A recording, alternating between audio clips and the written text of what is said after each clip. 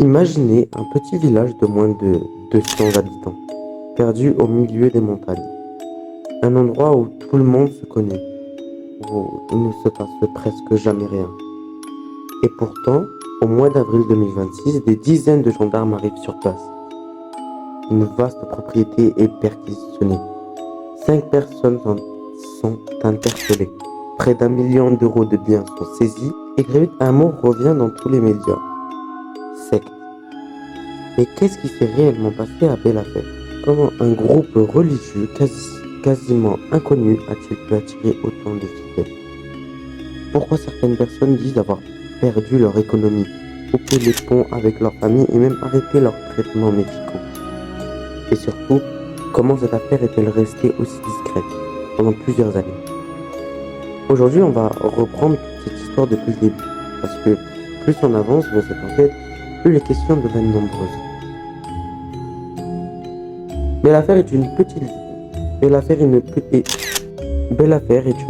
commune des Alpes de Haute-Provence. Quand on regarde les images du village, on voit surtout des montagnes, des forêts et quelques maisons dispersées. C'est le genre d'endroit où les habitants recherchent le calme. Justement, peut-être ce calme qui a permis à un groupe religieux de s'installer sans attirer immédiatement l'attention. Au fil des années, une propriété connue sous le nom de Le Refuge devient le point de rassemblement d'un mouvement appelé Lève-toi. Lève-toi, c'est bien ça. À première vue, rien d'illégal. Le groupe organise des rencontres, des temps de prière et diffuse des vidéos sur Internet, notamment via une chaîne YouTube où son dirigeant se présente comme un pasteur. Les vidéos sont vues plusieurs milliers de fois. Pour les personnes qui découvrent ce mouvement, il s'agit d'une communauté spirituelle. Mais selon les enquêteurs, certains anciens membres décrivent progressivement une toute autre réalité. Une réalité où les adeptes auraient subi une forte emprise psychologique. Et c'est précisément ce qui va déclencher toute l'affaire. Mais alors, comment est-ce que les autorités ont commencé à s'intéresser à ce groupe? Parce que, en réalité, l'opération d'avril 2026 ne sort pas de nulle part. Quelques mois avant les interpellations, en décembre 2025, un signalement est transmis au procureur de la République de Tigny-les-Bains. Le signalement concerne justement le groupe Lève-toi et fait état de pratiques d'endoctrinement et d'une possible dérive sectaire. À partir de là, une information judiciaire est ouverte et l'enquête est confiée à la brigade de recherche de Tigny-les-Bains. Les gendarmes vont alors commencer à regarder de beaucoup plus près le fonctionnement du groupe. Qui le dirige, comment les personnes sont-elles recrutées et comment fonctionne l'argent. Et surtout, qu'est-ce qui s'est passé réellement derrière les portes du fameux refuge. Pendant plusieurs mois, les enquêteurs vont recueillir des informations, entendre des anciens membres. Et c'est là que le dossier va prendre une autre dimension. Parce que les enquêteurs vont identifier une vingtaine d'anciens adeptes, dont 10 seront entendus dans le cadre de l'enquête. Selon leurs témoignages, certains auraient subi une forte emprise psychologique, et cette emprise aurait eu des conséquences assez lourdes. Certains auraient changé complètement leur façon de vivre, d'autres se seraient endettés. Certains auraient coupé les liens avec leur famille ou leurs entourages. Et selon les enquêteurs, certains auraient même interrompu des traitements médicaux. Évidemment, il faut bien préciser quelque chose. À ce stade, on ne parle pas de témoignages et d'éléments recueillis dans une enquête judiciaire. Pas de faits définitivement établis par un tribunal. Mais pour les enquêteurs, ces témoignages sont suffisamment sérieux pour continuer l'investigation. Et pendant qu'ils étudient le fonctionnement du groupe, ils commencent également à s'intéresser à quelque chose d'autre. L'argent. Parce que si l'histoire était uniquement celle d'un groupe religieux installé dans une petite ville, l'affaire serait déjà particulière. Mais les enquêteurs vont découvrir des flux financiers importants. On parle de plusieurs milliers d'euros. D'après la gendarmerie, ces flux seraient notamment alimentés par les dons des fidèles. L'argent aurait ensuite été réparti sur plusieurs comptes bancaires et utilisé pour différents investissements immobiliers. Et ces investissements ne se limiteraient pas à la France. Les enquêteurs évoqueraient des biens ou des investissements en France, en Belgique en Suisse et même en Israël. C'est donc une organisation financière beaucoup plus importante que ce qu'on pourrait imaginer en regardant simplement cette petite propriété de belle affaire. Et là, les enquêteurs vont commencer à préparer une opération judiciaire.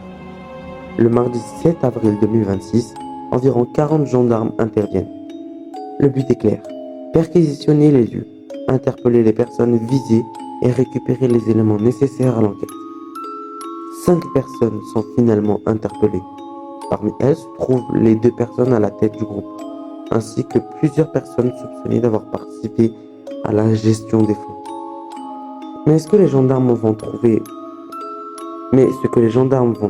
pendant les perquisitions va rapidement faire parler.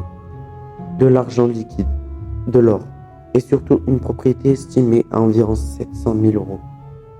Au total, les saisies annoncées par la gendarmerie atteignent environ 920 000 euros, près d'1 million de dollars. Près d'1 million d'euros. Dans le détail, il y aura notamment 164 000 euros d'or, environ 29 000 euros en numéraire, en véhicule et la propriété du refuge. Et là, forcément, une question se pose. Comment un groupe religieux relativement discret, installé dans une petite commune, a-t-il pu accumuler un patrimoine aussi important? C'est justement ce que les enquêteurs vont chercher à comprendre. Mais à ce moment-là, l'affaire ne concerne plus seulement ce qui aurait pu se passer entre les membres du groupe. Elle devient aussi une affaire financière et surtout une affaire judiciaire.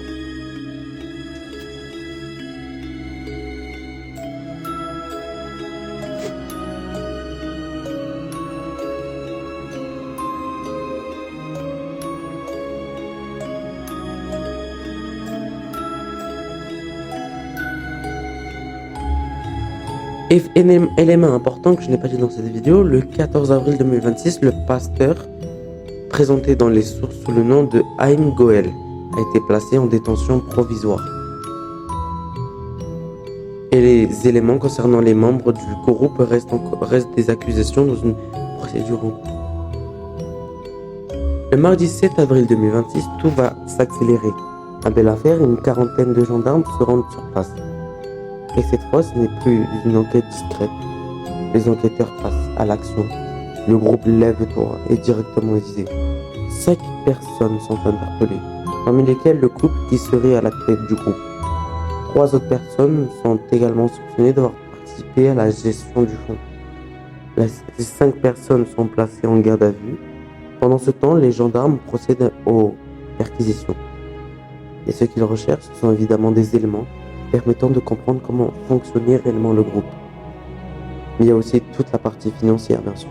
Parce que l'enquête avait mis en évidence des flux d'argent provenant notamment de fidèles. Et au total, les saisies vont atteindre environ 1 million d'euros. La propriété du refuge est notamment estimée à 700 000 euros.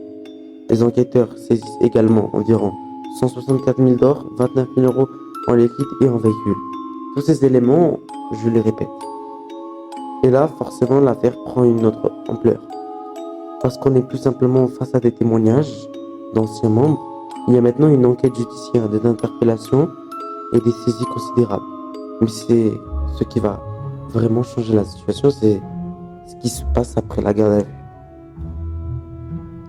Après plusieurs heures d'audition, les 5 personnes sont interpellées, ne vont pas toutes connaître le même sort.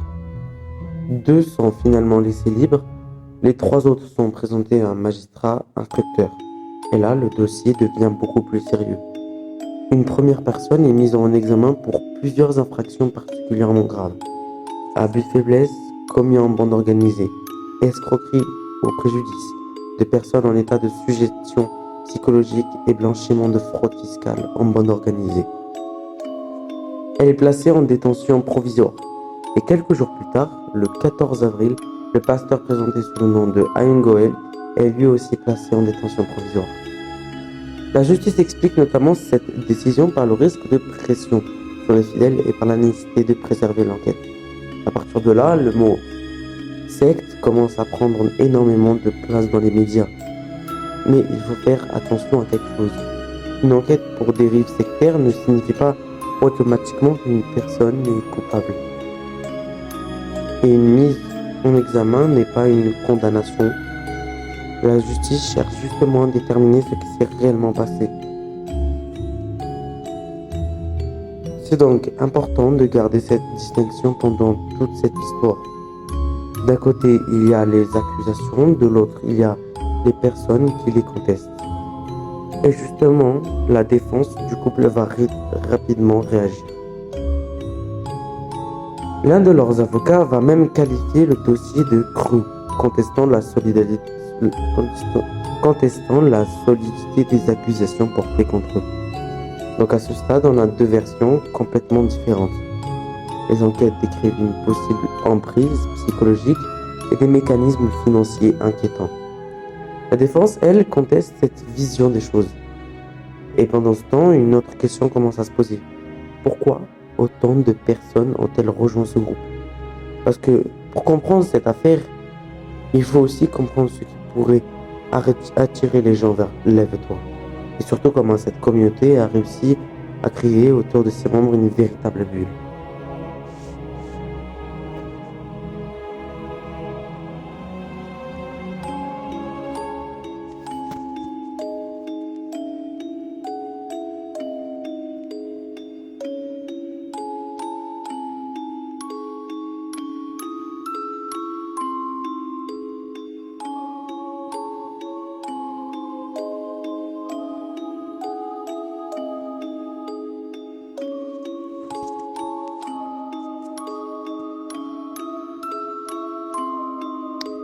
Au final, l'affaire de Belle-Affaire laisse énormément de questions.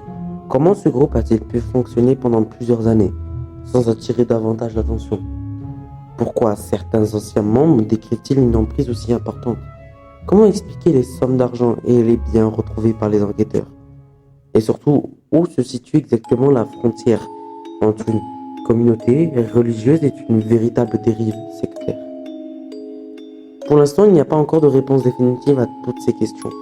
L'enquête doit continuer, les éléments doivent être étudiés et la justice devra déterminer ce qui est réellement établi. Parce qu'il ne faut pas oublier une chose, derrière tous ces chiffres, derrière les perquisitions et les titres des journaux, il y a surtout des personnes qui disent avoir été victimes, des personnes qui contestent les accusations. Et une justice qui doit maintenant démêler tout ça. Ce qui est certain, c'est que l'affaire de Belle-Affaire aura montré quelque chose d'assez inquiétant. Une organisation peut parfois sembler complètement normale de l'extérieur. Et pourtant, les véritables problèmes, lorsqu'il y en a, peuvent être beaucoup plus difficiles à voir. Et c'est justement pour ça que cette affaire mérite d'être suivie. Parce qu'aujourd'hui, l'histoire est loin d'être terminée. Et voilà, c'est tout pour cette affaire de Belle-Affaire. Honnêtement, c'est le genre d'histoire où je pense qu'il vaut mieux éviter de tirer des conclusions trop rapidement. On a des témoignages, une enquête, des interpellations, des mises en examen et des accusations extrêmement sérieuses. Mais la justice n'a pas encore rendu son dernier mot. Donc maintenant, j'aimerais vraiment avoir votre avis. Est-ce que vous connaissez cette affaire avant cette vidéo et qu'est-ce que vous pensez de toute cette histoire? Dites-moi ça en commentaire parce que je suis vraiment curieux de voir comment vous interprétez cette affaire. Et si vous avez aimé cette vidéo, pensez à laisser un like et à vous abonner. Ça aide énormément la chaîne et ça me permet de continuer à vous raconter des affaires, des histoires mystérieuses et des phénomènes dont on ne parle pas forcément. En tout cas, merci d'être resté jusqu'à la fin. Prenez soin de vous et on se retrouve à très bientôt pour une nouvelle vidéo.